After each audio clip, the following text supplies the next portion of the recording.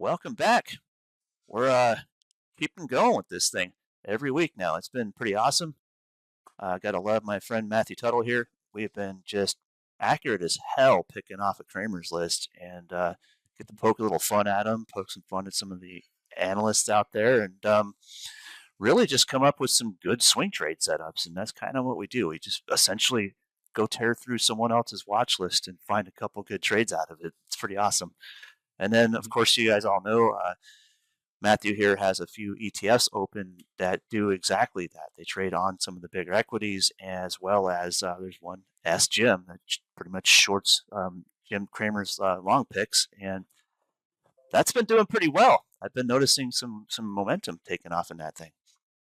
Yeah, it's the Mag 7's been weakening a little bit, so certainly that helps out because the biggest position we've got is short most of those names, except for Tesla recently, which we just got back into because he didn't flip flop, but he went from neutral to bullish on Tesla the other night, just in time for this drop.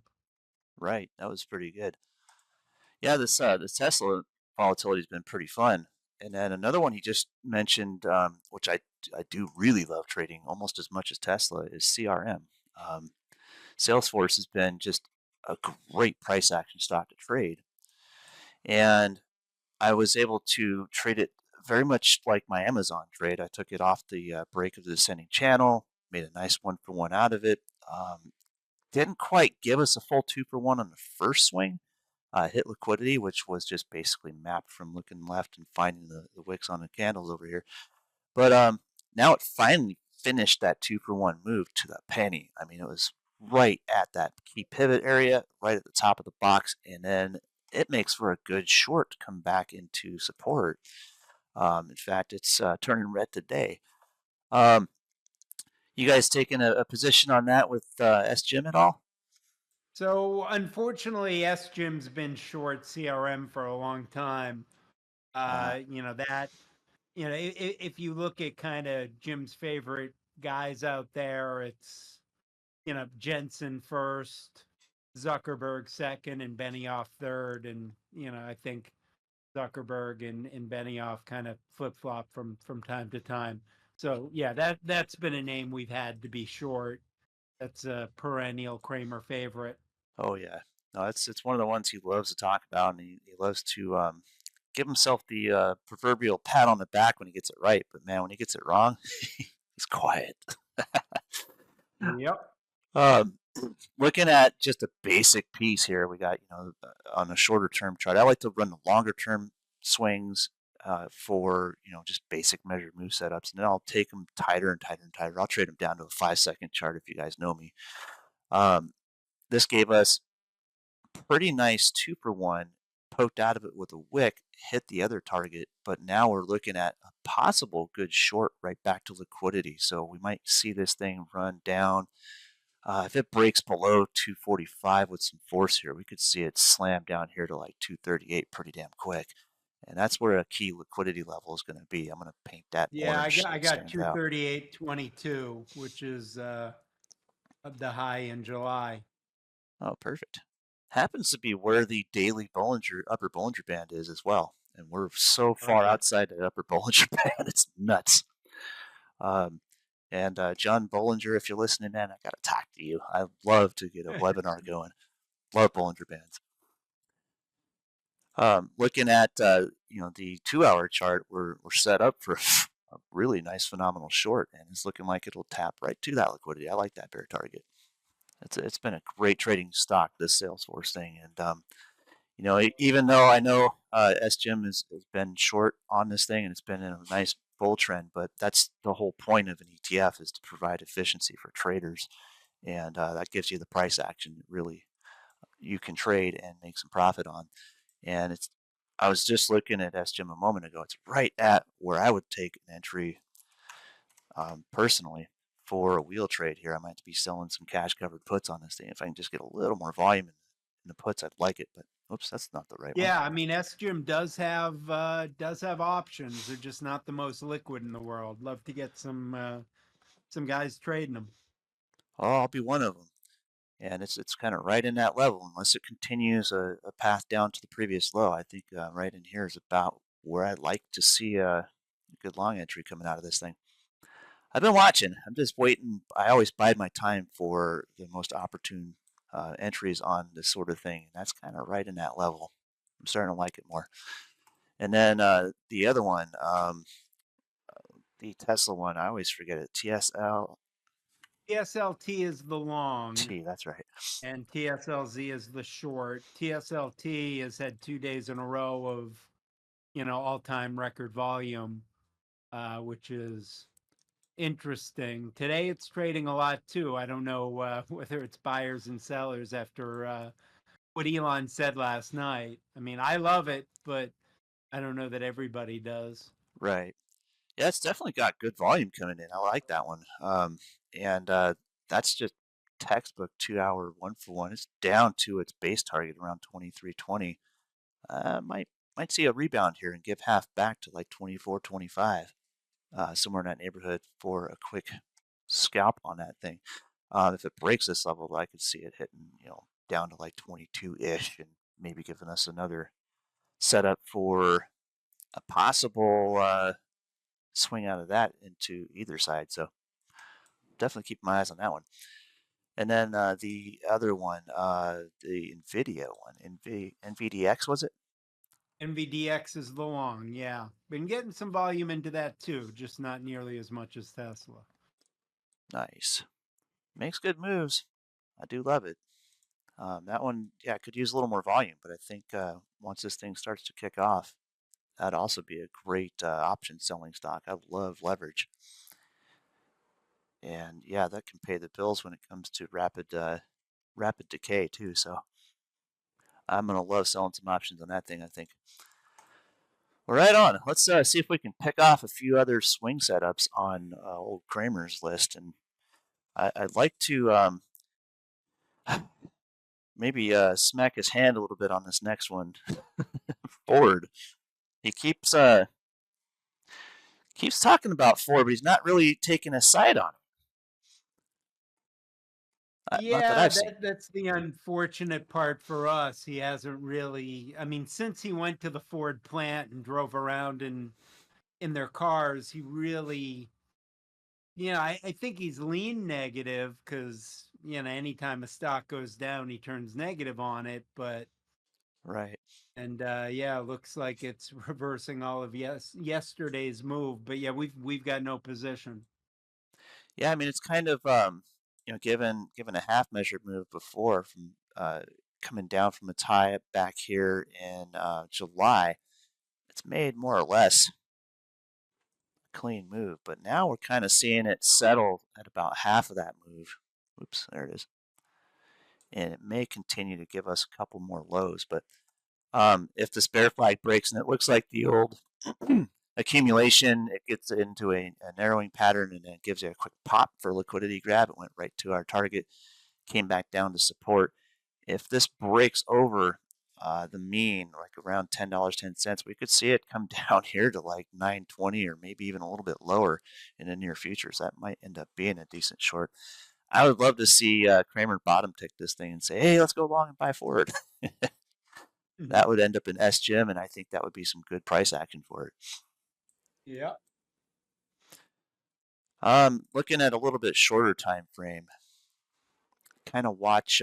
It's like kind of right in the middle. We don't like to diddle in the middle till we catch a break. So right around 10:30, I think is going to be the key support for this particular move. And if we get a good short out of that, first target would be about 970, and give it a little bit of a break below that, and we should see follow through with that move. But things can change. I mean, I know they've got a lot of stuff going on with the UAW and then some strikes on and stuff like that. And I haven't really been keeping up with the news on that, but I know that definitely has had a dramatic negative effect on it. Recently, I picked up some article, and I tend to read a lot more tech stuff than anything, but they were saying how they're kind of pulling back from the Ford Explorer hybrid line, which was wildly popular among law enforcement. Um, a lot of people kind of underestimate what a hybrid setup can do with a decent V6 behind it. And they make some pretty decent power, so I can see why police would be interested in having a vehicle that can get out of its own way and keep up with some of the bad guys they got to chase around or respond to out in the field. And yeah, it makes it a very popular thing for them to grab. Not to mention, they get decent mileage, of course. I'm sure they don't necessarily just drive it for the mileage, but it certainly helps when they spend less downtime, running back to the gas station and whatnot. But the uh, the thing is, when you have government contracts, I mean, they're going to pay bottom dollar for those things. There's not a whole lot of margin to be made in there, and unless the consumer was going to pick up those things too, well, eventually all good things must come to an end. So since the Yep. police have pretty much grabbed them all and the general public has not, they might have to shy away from that. Either that or come up with some lower powered models that might grab a little bit more gas mileage. But then you're selling a extremely large Prius at that point. So got to find a balance somewhere. And I think Toyota's going to really take the reins when it comes to the hybrid situation because they've got that ceramic battery coming out pretty soon, or solid state battery coming out. And combine that with some hydrogen technology, and man, that could really, really take hold of the market. And unfortunately, a lot of the big three are going to be a little bit behind on that move. And I can see that kind of on the wall as far as looking at Toyota, comparing it to big three. That seems to be the way things might end up going. I'm gonna just kind of bite my tongue a little bit on that, but I kind of know Toyota, and I know that they tend to kind of sandbag quite a bit, and then they just come out and absolutely floor the market. So, that's kind of what it's looking like. It's the sandbagging is just reaching a crescendo now and ready to rip. No pun intended. Um, Mhm. Moving on from Ford, I mean, aside from their other problems, there's kind of a thing leaning towards GM with the same woes, and we've seen GM become a little bit bullish recently, right off that key pivot. We knew it would come back and visit the top of that big old bear move I had lined up here. That was a one major one for one move, but it came right back up to the previous support of that previous accumulation.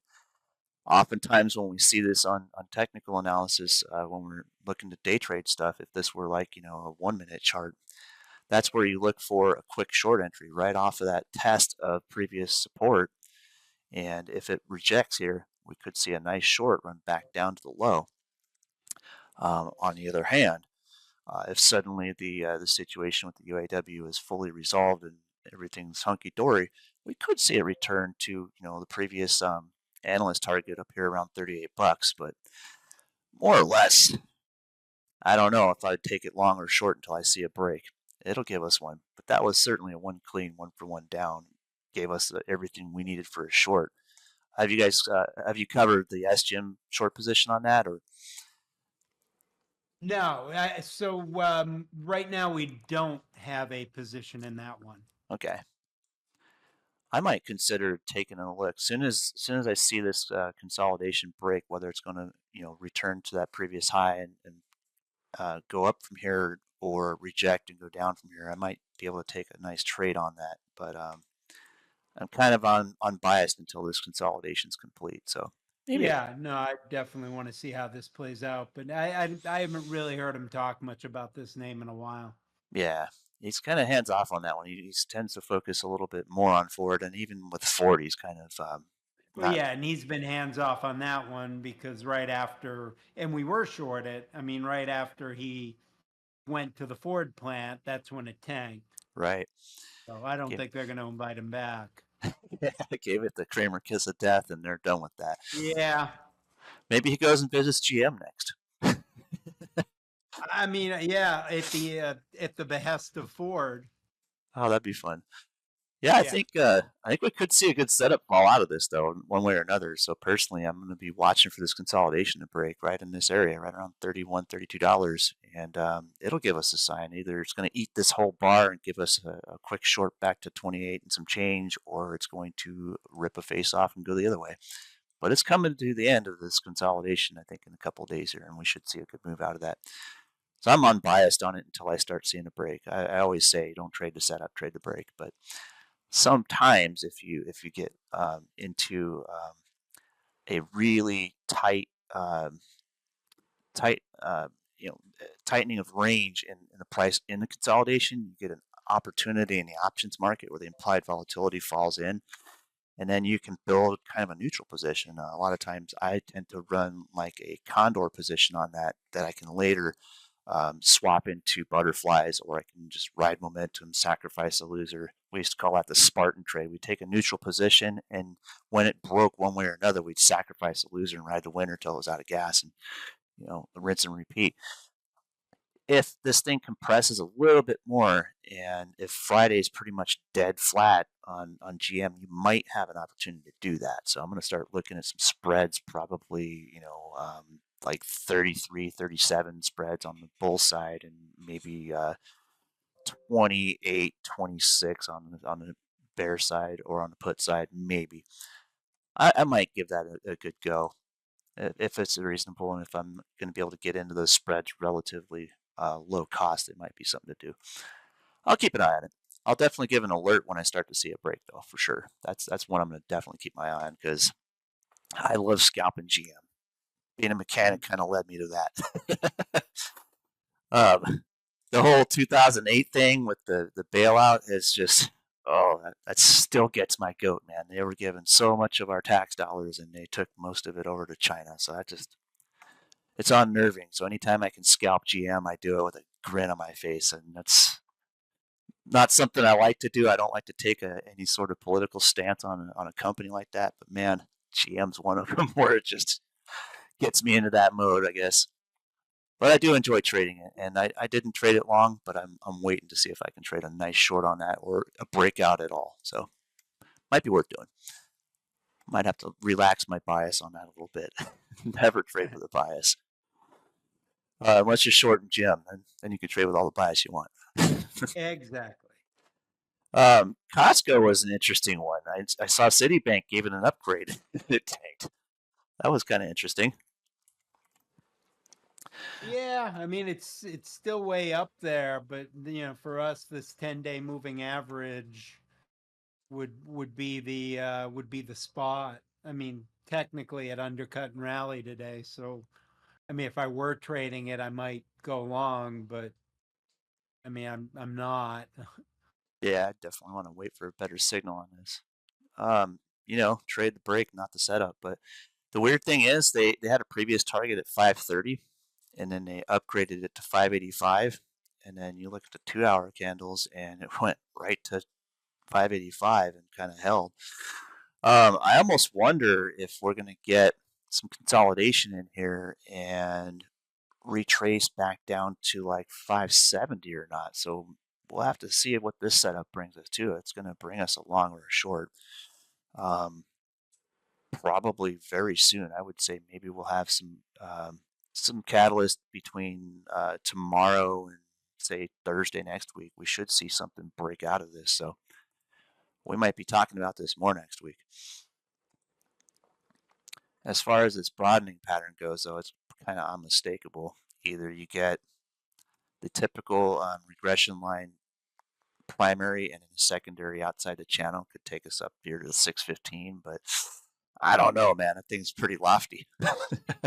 Yeah. uh, Seeing that, Yeah, I wouldn't be going long this up here. no, I'm bullish on the market, but I like stuff coming off bottoms, yes, not not stuff this high up.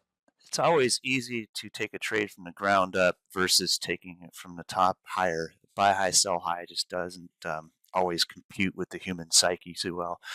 But looking at some other metrics in the economy is where I'm kind of concerned. I know that they are a staple grocery provider, and they're also full of all sorts of other consumables in the retail space.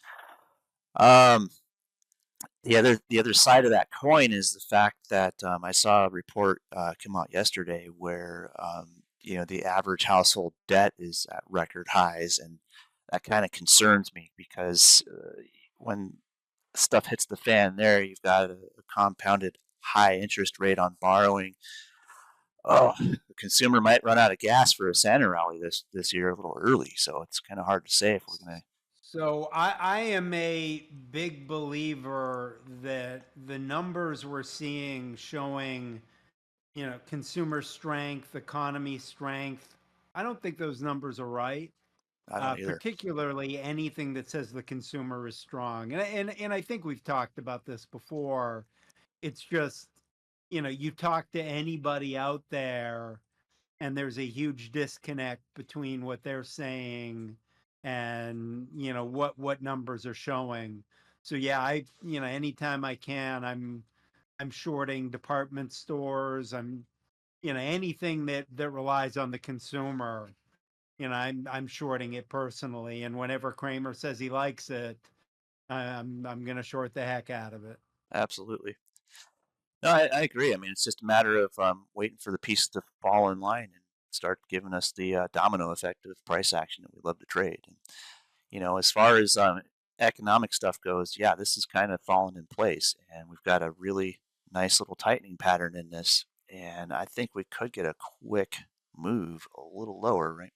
Maybe 575 would be a better target for just previous low. But I think going into next week we're going to have some pretty good setups on a lot of major retailers. That's just kind of what it's looking like. And either we'll get a very short, 2 to 3 week Santa rally and then a quick sell off into December. Historically, it's kind of been on the fence until you see what the rally does. Um, Q4 is where I'm going to have a lot more interest in what happens with the outcome of this economy, and that's where a lot of the industrials and a lot of the tech are going to make some major moves. I think is in Q4 earnings announcements, and in the meantime, the old Santa rally thing, it's kind of setting up to where we could see a little bit of it, but I think And yeah, and I think we will. I just, I would rather buy things coming off bottoms into that. I think it's going to expand out more, or and it's really going to have to. I mean, you've got so many portfolio managers so far behind. I think that's one of the reasons why you're seeing rotation out of the Magnificent Seven and into other stuff. right, absolutely, and gold certainly took a huge hike too. So I mean, yeah, it kind of makes sense where a lot of stuff is kind of waiting to settle before either we have a really good opportunity to just short things going into Q4 or coming out of Q4 earnings, or we're going to see just flat consolidation until we see if we can buy high, sell higher. But yeah, I'm kind of in agreement with that. And if you look at the S&P and compare most of the retailers, they all kind of have the same pattern. We have kind of broken the resistance on the cup and handle, but we're not sure if we're going to maintain a rally or not. And if that breaks over and fails, we know exactly where all the short targets are. They're pretty easy to see. So Yep. definitely keep in touch with what's going on, but trade the chart that's in front of you, and don't take any crap from like Citibank saying, "Hey, we're going to raise the target on this thing," and that target happens to be below where price is. Duh. And I do a lot personally with upgrades and downgrades, but usually not a stock like a Costco. Right. It's more I don't know that a city upgrade is going to really move the needle on a Costco where it might on a mid cap name or something like that. So I pay a lot more attention to those types of upgrades and downgrades than I would on Costco. agreed. And that's the thing that also kind of concerns me about Costco. It's not my favorite stock to trade at the moment. It has been in the past, but now it's just kind of it's uninteresting to me until it starts to shake out of this consolidation. And it'll give us a sign sooner or later, but in the meantime, I got plenty of better things to trade to begin with. So Yep. eventually we will get something, but for now, I'm going to sit on my hands with that one. But definitely, I'll keep an eye on it. One more he started to mention, and this is one of his other favorites, and we've been round and round about Foot Locker before, but Foot Locker, oh my! So Yeah, I think we talked about that one last night, but yeah, that looks like a great short. It does all of a sudden. And I was a little concerned about staying short with this one a few weeks back. I remember I was looking at this as the primary, and the secondary finished, and then we started to get retracement. And I was thinking, if we're short here, we don't want to see it break this pivot. And it certainly smashed that pivot with a gap. And all of a sudden, we're in an area where we could see it quickly retrace that pivot back to like 2380 again.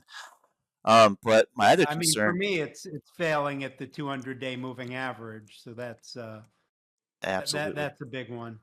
and that's the other thing we're looking at is where's the key point of that correlation between the 200 period moving average and if it's going to even ever attempt to close this bullish gap back here to like 38 and some change. And that's where this key pivot comes in play here, this $30.32 that I've had on my chart forever on this thing. I don't think it's going to rally through that 200 period. It's looking like a clean rejection to me. 2 days in a row. We got this big old high wave out of it. We've got a big old bearish engulfing bar that we're probably going to close today. But if this does not close a bearish engulfing bar today, wait for the signal to take either a long or a short on this thing. But if it gives us a short, man, it goes slamming right to 2380 pretty clean. I can see that really writing on the wall is starting to stand out on this thing.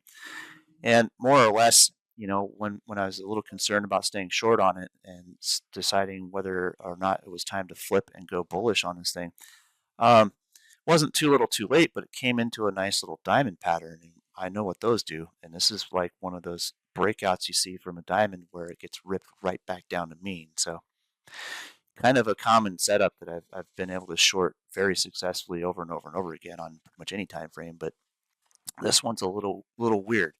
This wasn't expected to gap up like this. It was expected to be a melting trend. So kind of interesting that it did give us a gap up. But anytime something pops up that fast, almost certainly everybody worth their salt is going to try and short that. It can't continue a rally that steep for very long. It can, but it's not likely. So I think I can probably start looking at a nice little short on this thing today as well. But just be concerned if it starts to reverse or this does not close a nice bearish engulfing today, we might be a little more worried about it smoking that 200 period. If it gets above that, certainly keep your stop just above that. Yep. But more or less, it's made everything in the textbook for it's got your nice measured move here. The diamond broke, gave us the target, the whole shebang. It's all under the fence and ready to go the other way now. So we'll just have to wait and see. But yeah, it's a Foot Locker thing, I mean, it's one of old Kramer's favorite stocks. I mean, he was pounding the table about that in the whole 2022 situation, and now we're just into, well, what's next? So definitely see some good trades on it. It's going to come. Um, there's another favorite he has on here, and I can't decide if he's really intent on this thing or not. But GE Healthcare, GEHC,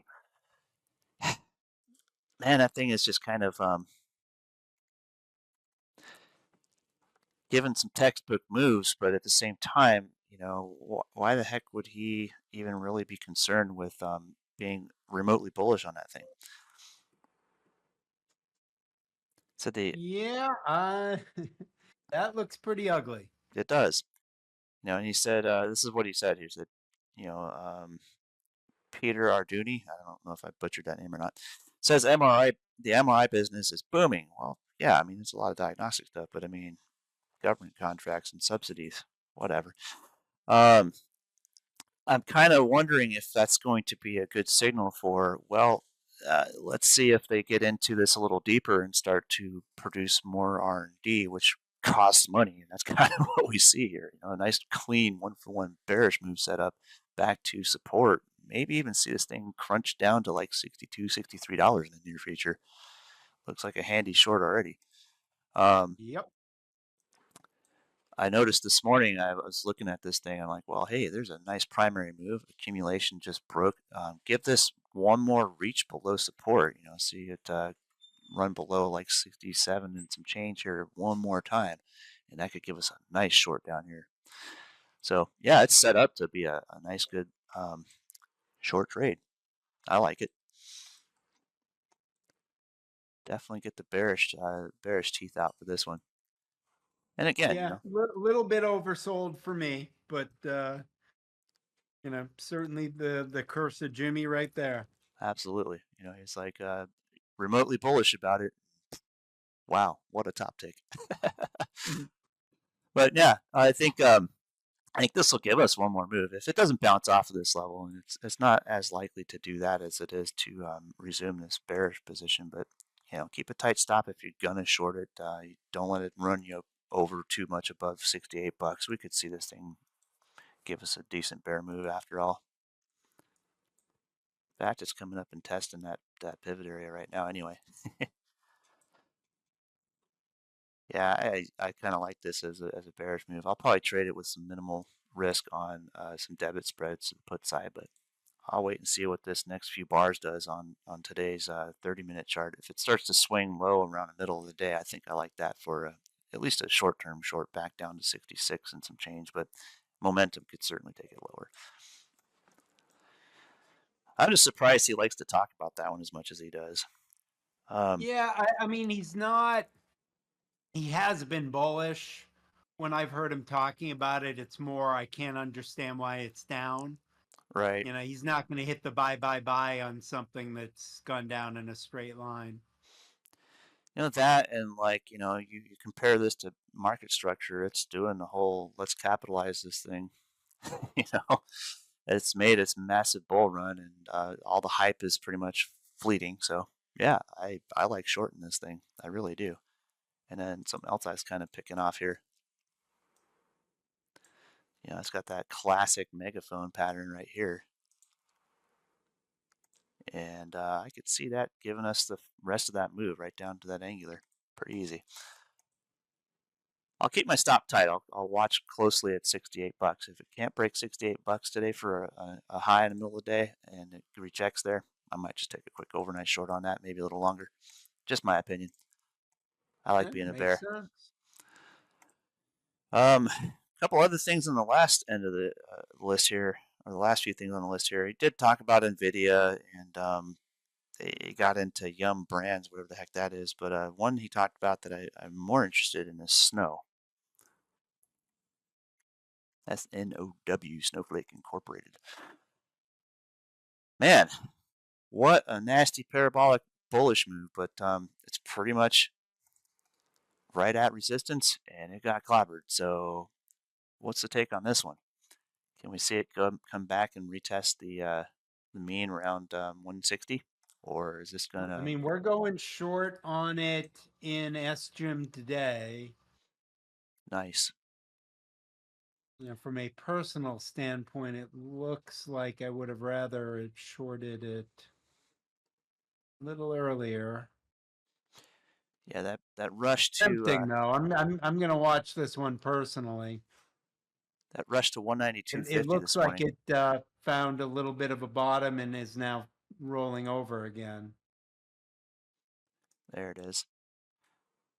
Well, when we see a trend like this and we see accumulation, it can only do one of two things typically. It'll return too high or it will break over and give us a bear flag here. So, yeah, I would love to have shorted this at 192, but I think we're going to see consolidation through the middle of the day and we can pretty much put a breaking point right on it and just say, hey, it's pretty easy.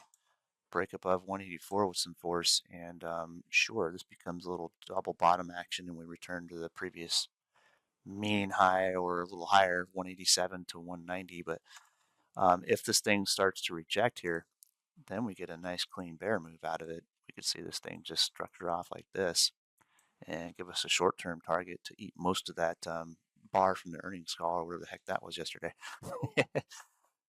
Sure, we could Yeah. see 177 to 175 on a bearish trade from a breakdown, but wait till this accumulation breaks. It might give us either side of this for a midday swing.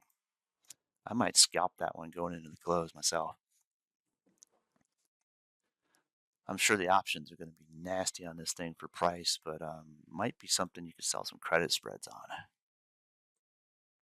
Maybe. I'll keep an eye on that one. Cool. Of course, be careful. Don't take everything we say as written in stone. We kind of keep it kind of loose here, but I like taking a breakout trade over a momentum trade any day because I can usually take a breakout and capture more of the momentum from the breakout rather than just jump in on the momentum. So I just wait for this consolidation to break, and I don't have to be bullish or bearish on it. I can just trade the break and run, look left, figure out where all my targets are, and just scalp it. I don't have to really stay in that position any longer than I have to. Either it'll rally into the close or it'll rip down in the close. That's all I need to know. Whether I'm going to hold that for more than a couple days, hard to say. But look left. Let's look at longer time frames. It's pretty damn parabolic here. It's sitting up for a nice daily candle with a big old high wave. Maybe it'll give us a short down to our targets 160. Who knows? We'll have to wait and see what this break does. But either we scalp it down on a pop, or we scalp the break and run one for one down, or we just swing trade it. So you got day trades short, day trades long, and swing trades all setting up in this thing. What was the last thing he was talking about? I wanted to look at Yum. Don't forget Crowd, by the way, because he tweeted about Crowd today. Did he? Crowdsource. I forgot the Ooh, ticker. Yum looks ugly. Yeah, it does. Ooh. Yeah, we've got a control area right down to about 124.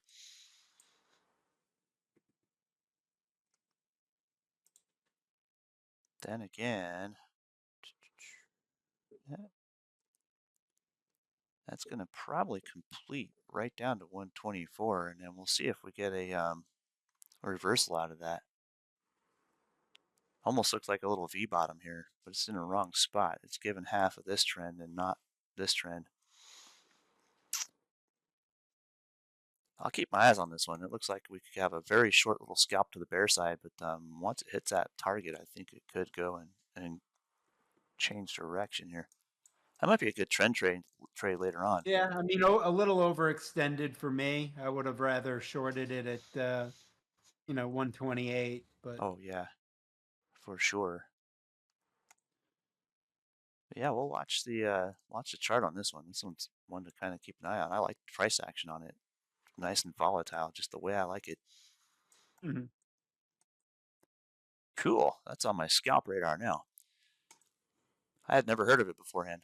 And then crowdsource is I can never remember the Crowd ticker. Strike, CRWD. CRWD.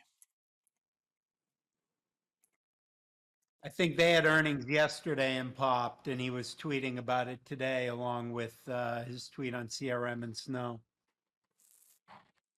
Damn, I totally missed that one. So essentially, he's breaking his It arm, may patting not himself have on the been in back. his note, but he tweeted it this morning at like 4. Ah, gotcha. Well, I think it's going to start picking up some liquidity here. And if we see some bag holders, that might be a good short. That's certainly a parabolic candle. Look at that weekly candle, man. That thing's massive. Holy smokes. It's given everything Yeah, in the it's book. actually getting double toppy with that 242 area back in 2022. You got to keep an eye on that one. Ah, I see.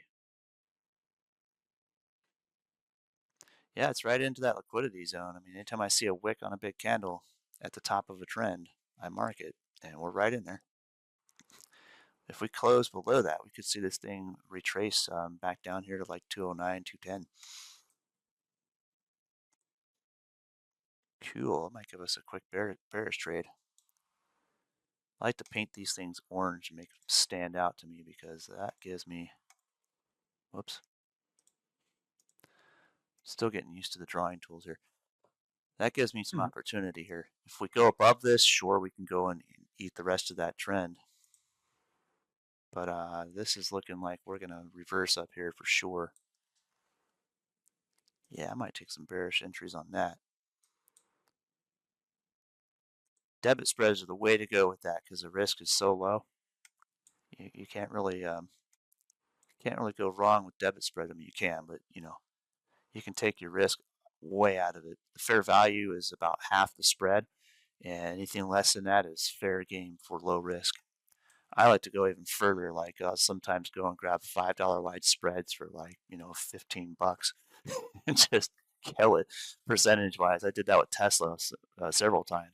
Man, that thing just made me some nice change. But something like Nice. something like this could do the same. I'll have to look at the spreads on it. Cool, man. I got a lot of looking at some swing setups, and I think next week we're going to start seeing some momentum trades take place. And this is all basically the end of consolidation for many different equities today and tomorrow. It's the last day of the month. It's almost ready. Well, anyway, anything else you wanted to mention on there? No, I think we covered we covered all his major calls. I mean, the biggest thing for us this week was the Tesla flip flop.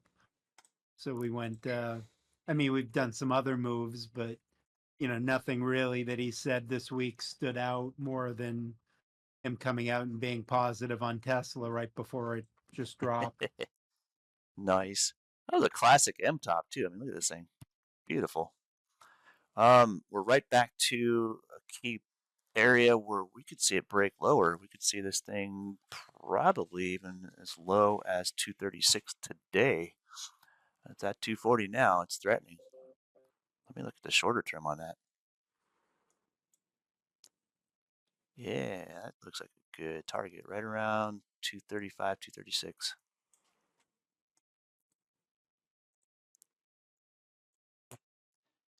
Yep, another top tick. Thanks, Jim. I like those. I might get back into trading more Tesla.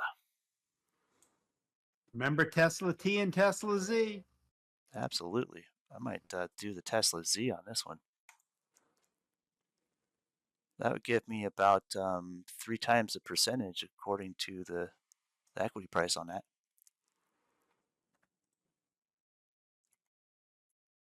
Let's see. Risk 28 a share and target about 31 a share. Not bad percentage wise. I like it. Oops. My brain is not as fast as my fingers today. Sorry. That's all right. Feels like a Friday to me. My my trading brain has just been worked to death all week. Plus, I was feeling a little under the weather in the beginning of the week anyway, so I'm a little bit out of my element today. It's not all the way there. That's okay. Well, it is almost a Friday, so that's probably why. And last week was busier than I'll get at, so that's probably catching up to me. So I'm going to set up a limit line on this thing and say, half and whole is pretty common on this stuff. And we definitely rejected half of that previous block on the measured move. So let's see this thing down about 216. Looks like a good target for a overnight swing. And today we might be able to scalp it down to like 225, 226. Cool beans. I like trading Tesla. And whenever it makes big moves, and it always does, the option swings are incredible.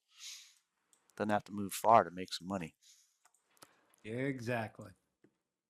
Right on. Well, it's been great, man. I think next week we'll have some more exciting trades to take, but this week we got at least a good list Yeah, going. I think first month or last month of the year. I think that'll be interesting. Definitely. And then I really can't wait till Q4 hits, man. Q4 earnings are going to be incredibly volatile, I think, this coming year. And I can't wait for that because that's where I make probably my best trades is when those things just break out and run all over the place. And Amazon was kind of an interesting setup if I got a moment. I made a little video about it yesterday, but I'm going to look in on where it's at. I want to see it consolidate a couple more times in this range here between 148 and 142. I'd love to see it touch the base on that and then give us a long entry back up to the top of that range. And if it breaks 150, for the first couple weeks of December, we could see it rally up to like 155 real quick. I don't know that it'll go much higher than that. It's kind of comparing this to Costco, the same situation. The consumer's kind of strapped right now. But the one thing that Amazon doesn't have to deal with much of is shrinkage and all the other Yeah. problems that retail is Well, I having. mean, they do if they put it on your doorstep and someone takes it. True, true. Good point. But they're pretty good about well, it depends on who shipped it though, because sometimes they can just make insurance claims and wash that, so it just takes a little Yeah. time. But if they're I mean, it shipping it looks with like their a own, short to me here, but I would not be personally shorting Amazon. no, We not are yet. shorted in SJIM, so technically I am short because I don't have a position, but I'd be careful. Yeah, I mean it can walk this range a couple more times, and I'd like to see that. I mean, short term, overnight, sure, we can take a couple bearish trades down to like 142, 142.75, somewhere in that neighborhood. But scalping it, I wouldn't swing it just yet. I want to see either if I'm going to go bullish for a swing trade long term. I'm talking about a month or so hold time. I want to see it break 150 first. But if it can't break 150 and it gets rejected in this range one more time, we could see a short down here like 135, 136, right back to the mean. Pretty easy trade. If it gets to 132, we know we've hit the reasonable bottom for liquidity to come into play too. So short term, yes, we can go short a little bit, but I'm really watching for next couple weeks. If it does breach that 150 with some force, at least a short term $5 move is on board for bull trades. But yeah, it's going to be a tricky thing to get into until about the middle of next week, I think. But we could see some good setups in the meantime trading this range. Right on, man. Well, thanks again for joining me. Be sure to like, subscribe, and hit the bell. Matthew and I are going to spam the crap out of the link to this video later on. We'll probably get into a little bit more of a regular routine eventually, and got a couple things coming out in the next month or so where we can actually get it out into a lot broader market for viewers. So stay tuned with us and be there from the beginning and catch our roots, because we love to explain a lot about price action within our videos now. Later on, we're probably going to shorten them up and just make some quick calls and say, hey, price targets, bam, nail them out, and then move on. So we won't waste so much time chipping our teeth about all the little details. But at the same time, we still enjoy throwing some shade at Jim and keeping him on his toes. Do. And I think the dude is kind of realizing that we're on to him. So he might make some more bold uh, inquiries into things. And I would love to just talk to the dude. It'd be great to have him here with us, but I don't know. That's a long shot. In the meantime, we're trying to get out there in front of more people with this, because we have our hearts aligned in the same place. We want to help everybody we can to be able to make a living in the market, or even make some smarter investment choices, and actually not get what's the word, taken advantage of as a consumer in the stock market, or retail trader as you would. So our hearts are in a place to help everybody out that we can, and having any understanding in how to invest and trade and make a living at this is absolutely advantageous. And even if you're working a full-time job and stuffing money in a 401k, you can make some better decisions, just kind of staying tuned to what we do and what people like us do. We all have the same mentality. We want to help, and that's the bottom line. So also, there's some products out there that can help, and leverage ETFs. If you know how to work them, you can really just stick to those and trade the crap out of them and make some options income on the side. So definitely stay tuned. We're going to come out with a lot more extensive list of things to watch and trades to make in the long run, and in the short term, we'll stick to also providing some price action education in the meantime. So thanks again for joining us, and thank you again, Matthew. I really enjoyed being able to do this with you every week. Yeah, no, same here. All right, till next time, we'll see you guys. Stay tuned.